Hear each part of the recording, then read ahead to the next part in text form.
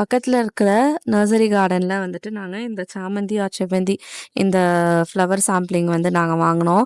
இது எப்படி இந்த பாட்ல வச்சு ப்ராப்பரா வளர்க்கலாங்கிறத இந்த வீடியோல பார்க்கலாம். இந்த சாயில் மிக்ஸ் காம்போசிஷன்ல தான் நம்ம செடியை வைக்க போறோம். 1:1:1 red soil, vermicompost, coco peat. Soil கம்போசிஷனை ரெடி பண்ணிடுங்க.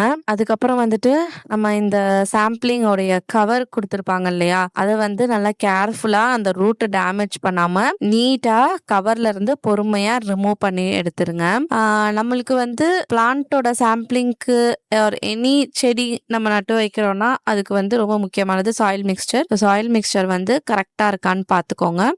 நல்லா கேர்ஃபுல்லா இந்த கவர்ல இருந்து ரிமூவ் பண்ணிட்டு பிளான்ட்டை வந்து வெளியே எடுத்துருங்க.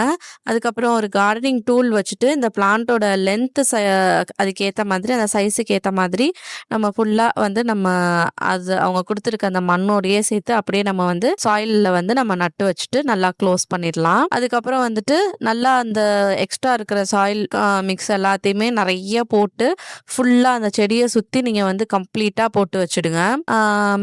நல்லா இதை வந்து கவர் பண்ணி அப்படியே டேப் பண்ணிடுங்க.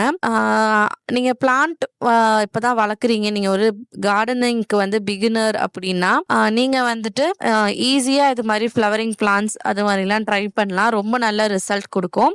ஏன்னா இந்த சாயில் மிக்சர் அப்புறம் வந்து தண்ணி பார்த்து பக்குவமாக ஊற்றுறது, அதுக்கப்புறம் ஒரு ப்ராப்பரான ஃபர்டிலைசர், இதை மட்டும் நீங்கள் ஃபாலோ பண்ணீங்கன்னா உங்களுக்கு வந்து செடி நல்லா ஈல்டு கொடுக்கும், பூ நல்லா கிடைக்கும்.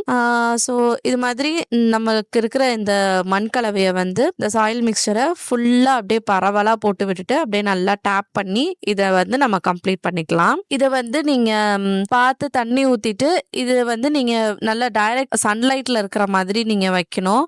அப்போ வந்து செடிக்கு நல்லா நியூட்ரியன்ஸ்லாம் அப்சர்வ் ஆகி நல்லா செடி வந்து ஈல்டு கொடுக்கும். உங்களுக்கு நல்லா சாயில் மிக்சர் போட்டு செட் பண்ணிட்டு இது மாதிரி வாட்டர் ஸ்ப்ரிங்க்லரை வச்சுட்டு தண்ணி வந்து நீங்கள் இந்த செடியை சுற்றி ஊற்றுங்க. செடி மேலே ஊற்றாதீங்க. கொஞ்ச நேரத்திலேயே இந்த தண்ணி ஃபுல்லாகவே நல்லா அப்சர்வ் ஆகிடும்.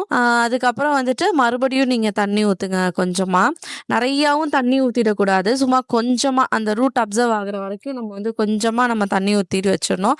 அதே மாதிரி இந்த சாயிலை வந்து நீங்கள் வந்து ட்ரை ஆகவும் விடக்கூடாது. கொஞ்சம் மாய்ஸ்சர் இருக்கிற மாதிரியே நீங்கள் வச்சுருக்கணும். இந்த சாயில் மிக்சரில் மாய்ஸ்சர் ரீட்டைன் ஆகும் உங்களுக்கு. இது வந்து 1 மந்த்க்கு அப்புறம் இருக்கிற பிளான்ட்டோடைய அப்டேட்டு.